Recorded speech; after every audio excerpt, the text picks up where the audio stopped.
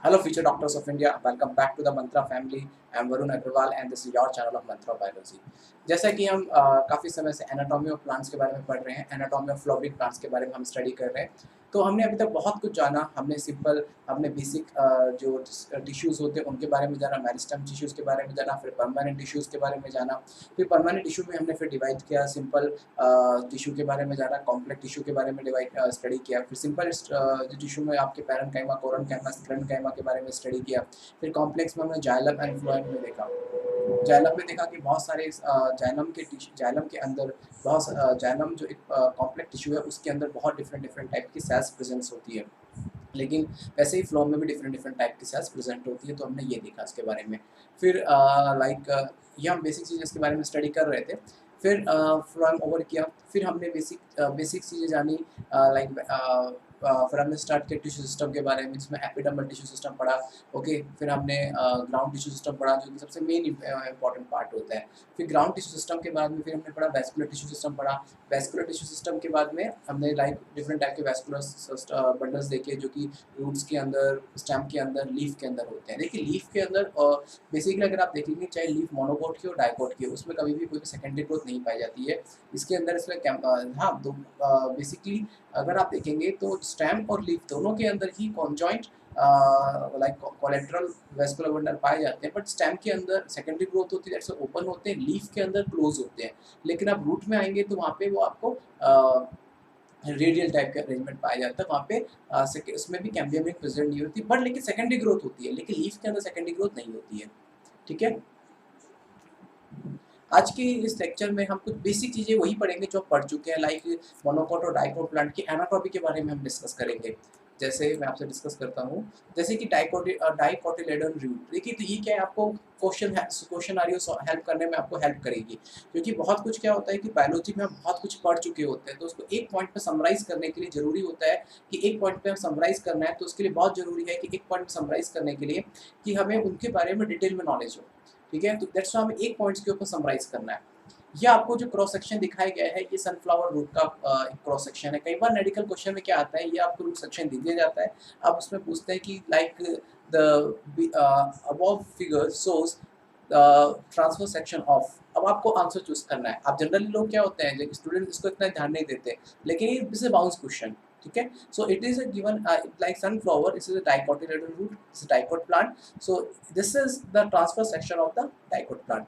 अगर आप इसमें देखेंगे तो देखिए, अब एक रूट की बात करें तो रूट है, तो उसके अंदर क्यूटिकल की this is outer most layer होती है, जिसको हम एपिब्लेमा कहते हैं।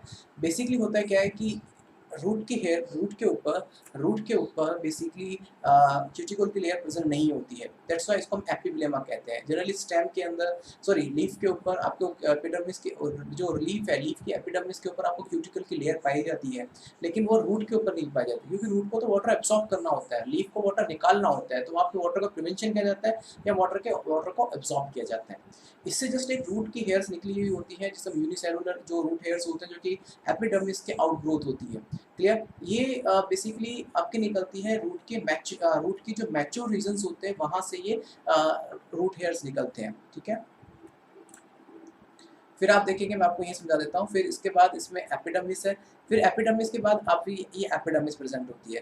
ठीक है, फिर एपिडर्मिस के नीचे आप आते हैं, एपिडर्मिस के नीचे आप आएंगे तो एपिडर्मिस के नीचे अगर आप देखते हैं तो इसके अंदर हाइपोडर्मिस नहीं पाई जाती है, ध्यान रखिएगा। इसके ग्राउंड है कि एपिडर्मिस है, एपिडर्मिस इसका पैरेन्काइमल टिश्यूज का बना हुआ होता है। ठीक है, लेकिन जैसे ही एपिडर्मिस से हम नीचे ग्राउंड टिश्यू सिस्टम पे आएंगे तो इसके अंदर हाइपोडर्मिस नहीं प्रेजेंट होती है, सिर्फ जनरल कॉर्टेक्स प्रेजेंट होता है और एंडोडर्मिस प्रेजेंट होती है। और जनरल कॉर्टेक्स और एंडोडर्मिस पैरेन्काइमेटा सेल्स का बना हुआ होता है, that's why it's called the homogeneous ground tissue system. Clear हो गया। अब आप जैसे एंडोडर्मिस कवर करेंगे तो एंडोडर्मिस के ऊपर कैस्पियन स्ट्रिप्स पाई जाती है, जो कि वाटर के फ्लो को बनाती है। फिर आगे की तरफ आप जाएंगे तो एंडोडर्मिस से कुछ एक आउटग्रोथ मिलता है, जो पैसेज सेल्स का आउटग्रोथ होता है, जहां से वाटर निकलता हुआ उस पैसेज सेल को आता है। क्लियर हो गया। फिर एंडोडर्मिस के अंदर की तरफ आएंगे, एक पेरिसाइकिल होती है, जो कि अगेन पेरिसाइकिल होती है। हाँ, पेरिसाइकिल बेसिकली किसी जगह अगर आप देखेंगे तो सिंगल लेयर होती है, किसी जगह मल्टी लेयर्ड होती है। डाइकोट की बात करें तो पेरिसाइकिल सिंगल लेयर होती है, मोनोकोट में वही डबल लेयर्ड होती है। ठीक है, एंड पेरिसाइकिल बेसिकली थिक होती है स्ट्रक्चर में, थिक हो मतलब इसकी जो थिक इसमें थिकनेस पाई जाती है। समझ में आ गया।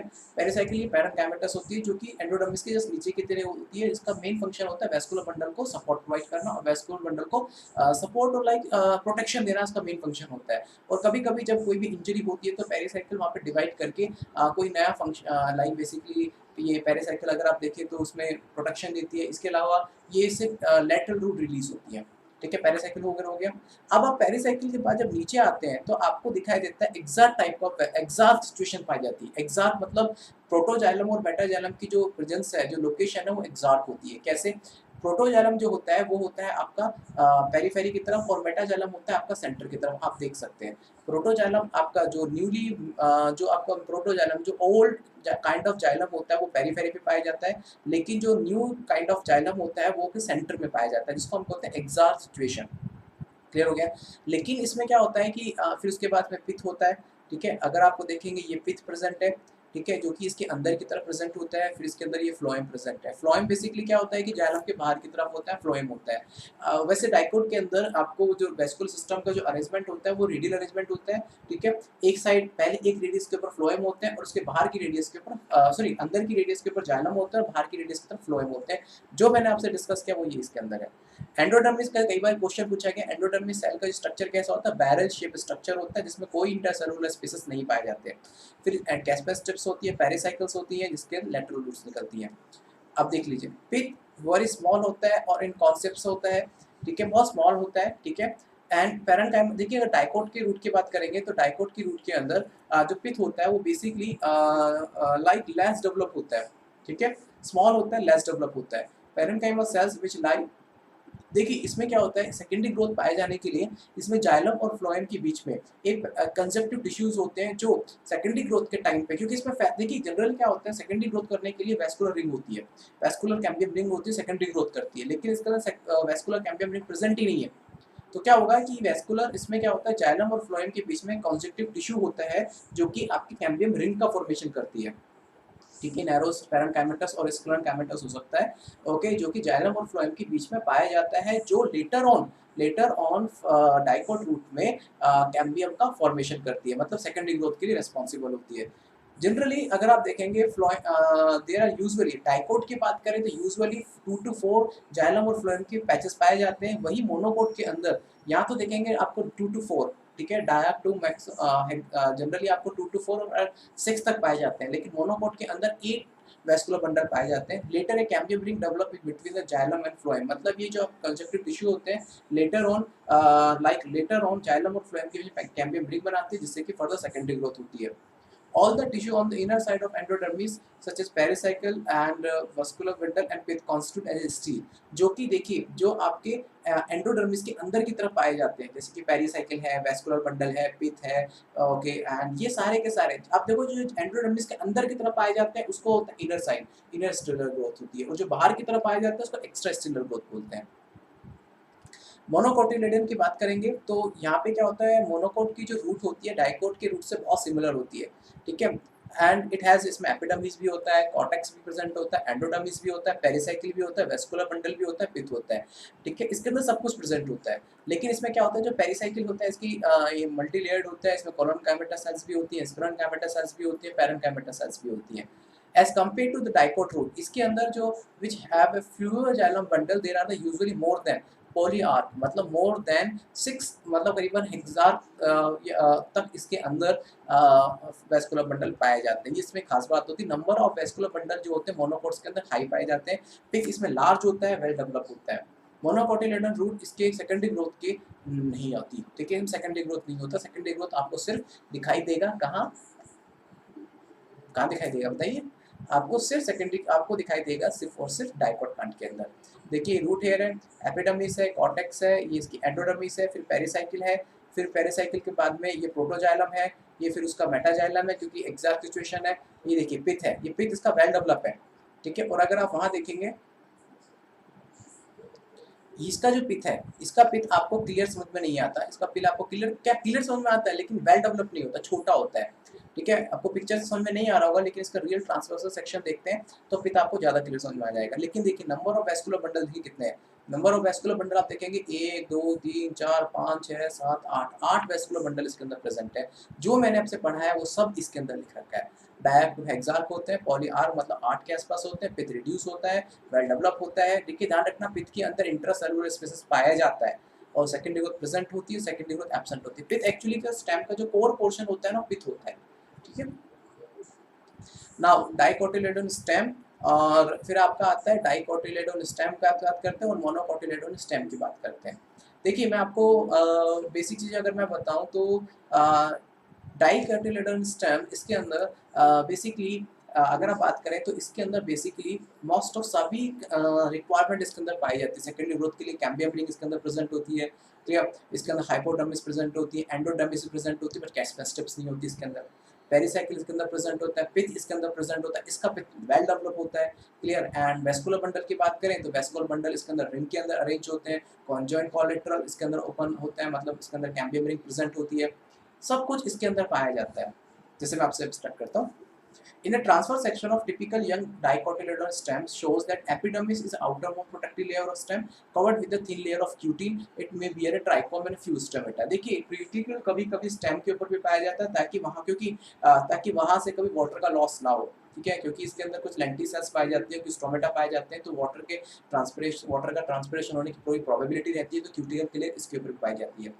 Cell arrange in the multiple layer between the epidermis and the pericycle. जो देखिए इसके अंदर क्या है कि अगर आप देखें एपिडर्मिस और अगर आप देखें एपिडर्मिस और एंडोडर्मिस सॉरी पेरिसाइकिल के देखिए पहले कौन आता है, एंडोडर्मिस आता है। तो एपिडर्मिस और पेरिसाइकिल के बीच में क्या आ जाता है, पूरा आपका ग्राउंड टिश्यू आ जाता है। तो ग्राउंड टिश्यू के इसके अंदर वही 3 जोन मिलेंगे। आउटर हाइपोडर्मिस बनेगी, हाइपोडर्मिस आपकी कॉलन कैमेटस होती है, लेकिन मोनोकोट की बात करें तो विस्करन कैमेटस होती है, क्योंकि इसका मेन फंक्शन ही मैकेनिकल स्ट्रेंथ प्रोवाइड करना है, ठीक है, याद रखिएगा। Main function mechanical strength provide करना होता है, क्योंकि कोलन कैमेटस सेल्स के अंदर क्या होता है, कुछ आउटर जो उसके कॉर्नर्स होते हैं उसके ऊपर पैक्टिन का डिपोजिशन पाया जाता है, ठीक है। फिर हाइपोडर्मिस लेयर के नीचे कॉर्टिकल की लेयर पाई जाती है, जो बेसिकली इसके अंदर पैरेन्काइमेटस सेल्स होती है और इसके अंदर प्रॉपर इंट्रासेलुलर स्पेसेस पाया जाता है, क्लियर। फिर कॉर्टेक्स अब नीचे आएंगे, उसमें एंडोडर्मिस पाई जाती है, लेकिन इसके अंदर कैस्पियन स्ट्रिप्स प्रेजेंट नहीं होती हैं। एंडोडर्मिस की जो सेल होती है स्टार्च ग्रेन होती है, दैट्स व्हाई इसको हम स्टार्च सीथ भी कहते हैं। जो एंडोडर्मिस की जो लेयर होती है उसके अंदर स्टार्च के ग्रेन्स पाए जाते हैं, इसलिए इसको ये क्वेश्चन काफी बार पूछा गया है, इसलिए इसको स्टार्च सीथ भी कहते हैं।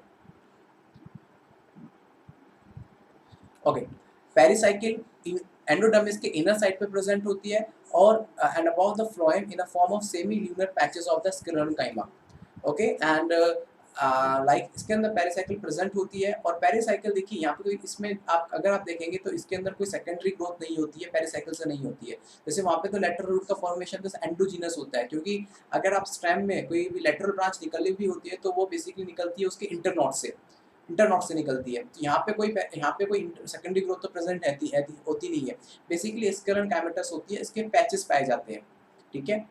इन between of vascular bundle there are few layers of radially placed parenchymatous है, जिसको हम बोलते हैं मेडुलरी रेज। क्या होता है कि वैस्कुलर बंडल के बीच में कुछ मेडुलरी रेज पाई जाती है। ये मेडुलरी रेज क्या होती है, इसको पिथ रेज भी बोलते हैं, जो कि पिथ से निकलने वाली रेज होती है, जो कि अंदर जो वैस्कुलर बंडल के बीच में पाई जाती है। बेसिकली जो मेडुलरी रेज या पिथ रेज होती है, इनका बेसिक फंक्शन होता है इंटरफेसिकुलर कैम्बियम का फॉर्मेशन करना, क्लियर। इसमें large number of vascular bundle पाए जाते हैं, जो कि रिंग के अंदर अरेंज होते हैं। रिंग अरेंजमेंट पाया जाता है, एक रिंग के अंदर ही फ्लोएम और जाइलम पाए जाते हैं। Vascular bundle conjoint open and एंडार्क protoxylem होता है, ठीक है। एंडार कहने का मतलब है कि एंडार प्रोटोजाइलम होता है। एंडार कहने का मतलब है कि इसमें जो प्रोटोजाइलम होता है, प्रोटोजाइलम आपका प्रोटोजाइलम सेंटर की तरफ होगा और मेटाजाइलम आपका पेरिफेरी की तरफ होगा। A large number of rounded parenchymatous sales with large intercellular space which occupy the central portion of stem constitute a pith, ठीक है। पिथ में लाइक आपके लार्ज इंट्रासेलुलर स्पेसेस पाया जाता है, जो कि सेंटर स्टेम का एक सेंट्रल पोर्शन बनाता है, इसको पिथ कहते हैं। देखिए डाइकोट के अंदर एपिडर्मिस है, हाइपोडर्मिस है। हाइपोडर्मिस के अंदर नीचे जाएंगे तो आपको वैस्कुलर बंडल्स आपको कॉर्टेक्स दिखाई देगा, जनरल कॉर्टेक्स दिखाई देगा, एंडोडर्मिस दिखाई देगी, ठीक है, पेरिसाइकिल दिखाई देगी, और आप देखेंगे वैस्कुलर बंडल होते हैं जो सारे एक रिंग के अंदर पाए जाते हैं। मोनोकोट की तरफ आएंगे तो मोनोकोट में आपको कुछ बेसिक फर्क दिखाई देगा। मोनोकोट के अंदर बेसिक फर्क ये दिखाई देता है, देखिए सब कुछ प्रेजेंट होता है, लेकिन मोनोकोट के अंदर एपिडर्मिस तो होगी, क्यूटिकल की लेयर भी होगी, लेकिन हाइपोडर्मिस स्क्लेरन कैमेटस होती है। लार्ज नंबर ऑफ, और सेकंड पॉइंट क्या होता है, इसमें large number of vascular bundle पाए जाते हैं, जो कि मोनोकोट के स्टेम के अंदर बिखरे हुए होते हैं, ठीक है। इसमें नंबर ऑफ वैस्कुलर बंडल बिखरे हुए होते हैं, ये कॉन्जॉइंट क्लोज्ड होते हैं, मतलब इसके अंदर वेस्कुलर रिंग नहीं पाई जाती, जिसकी वजह से सेकेंडरी ग्रोथ नहीं होती है। इसमें क्या होता है कि कुछ जो बेसिकली कुछ जो लाइक जो कुछ वेस्कुलर बंडल होते हैं जो पेरीफेरी की तरफ होते हैं, कुछ वेस्कुलर बंडल होते हैं जो सेंटर की तरफ होते हैं। पेरीफेरी पे जो वेस्कुलर बंडल पाए जाते हैं उनके नंबर्स बेसिकली देखेंगे तो उसके नंबर्स उसके बेसिकली उसके स्मॉल होते हैं, मतलब छोटे पाए जाते हैं, and generally smaller than the centrically located, मतलब जो पेरीफेरी पे जो वेस्कुलर बंडल पाए जाते हैं छोटे होते हैं और पेरीफेरी पे जो पाए जाते हैं वो बड़े होते हैं। फ्लोरन पैरेन्काइमा एब्सेंट होता है, मोनोकोट के अंदर फ्लोरन पैरेन्काइमा एब्सेंट होता है, और वेस्कुलर बंडल के अंदर वाटर कंटेनिंग कैविटी प्रेजेंट होती है। ये कुछ बेसिक फीचर्स है जो आपको डाइकोट से डिफरेंट आपको बनाते हैं। देखिए यहाँ पे सब कुछ सेम है, बस क्या होता है वेस्कुलर बंडल या बिखरे हुए हैं। जब वेस्कुलर बंडल बिखरे होते हैं तो पित्त होता ही नहीं है, क्योंकि पित्त को डिफाइन करने वाली बाउंड्रीज नहीं होती। ठीक है, अब देखिए वेस्कुलर बंडल आपकी ग्राउंड टिश्यू तक भी पाए गए हैं, ग्राउंड टिश्यू के अंदर भी वेस्कुलर बंडल पाए गए हैं। कुछ आप यहाँ देखेंगे तो यहाँ पे कुछ पेरीफेरी की तरफ है और कुछ यहाँ पे सेंटर की तरफ आपको दिखाई देते हैं। ये सारा का सारा डिफरेंस मैंने वही उसी अकॉर्डिंगली मैंने मेंशन कर रखा है। मोनोकोट के अंदर मैंने वही लाइक आपके डाइकोट और मोनोकोट स्टाइल मैंने क्लियरली इसको आपको डिफाइन कर रखा है प्रॉपर तरीके से। ठीक है, जैसे कि कॉर्टेक्स इसके अंदर वेल डेवलप होता है, कॉर्टेक्स इसके अंदर वेल डेवलप नहीं होता है क्योंकि इसके अंदर जनरल कॉर्टेक्स एब्सेंट होता है। सॉरी आई वाज एक चीज मैंने गलत बोला था, जनरल कॉर्टेक्स और एंडोडर्मिस इसके अंदर प्रेजेंट ही नहीं होती, क्योंकि वेस्कुलर बंडल ऊपर तक होते हैं तो जनरल कॉर्टेक्स और एंडोडर्मिस प्रेजेंट नहीं होती। ठीक है, एंड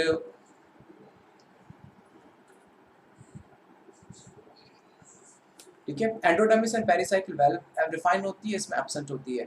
और एक चीज हो रहा है इसमें क्या होता है, वेस्कुलर बंडल के चारों तरफ स्कैलर कैमेटस सेल्स का एक लेयर पाई जाती है, जिस स्कैलर कैमेटस सेल्स की एक लेयर होती है बंडल शीट में।